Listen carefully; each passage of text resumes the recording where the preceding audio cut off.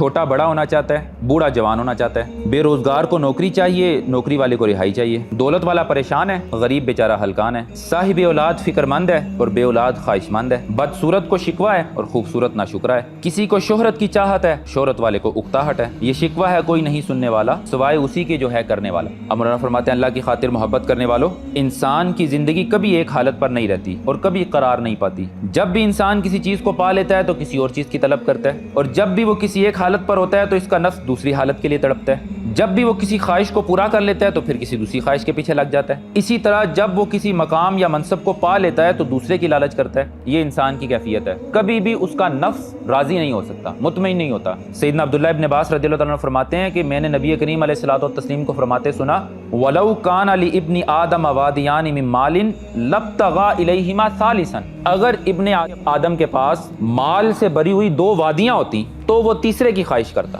وَلَا يَمْلَأُ عَيْنَ ابْنِ آدَمَ إِلَّا التُّرَابُ، اور ابن آدم کی جو آنکھ ہے، اس کے جو نفس کی خواہش ہے، اس کو صرف مٹی پورا کر سکتی ہے۔ جب وہ قبر میں جائے گا نا تب اس نفس کو سکون آئے گا، اس سے پہلے اس نے ہڈی مانگنا بند نہیں کرنا۔ آپ اسے جو مرضی ڈال دیں یہ کھائے گا اور پھر آپ کے سامنے کہے گا کہ مجھے بھوک لگی ہے، تو نفس کبھی بھی اس کا پیٹ نہیں بھرے گا۔ ہفتہ وار لیکچر میں شرکت کے لیے اپنے قریبی برہانیہ کے سینٹر میں تشریف لائیں۔ اللہ ہمیں اپنے عقائد کی اصلاح کی توفیق عطا فرمائے، آمین۔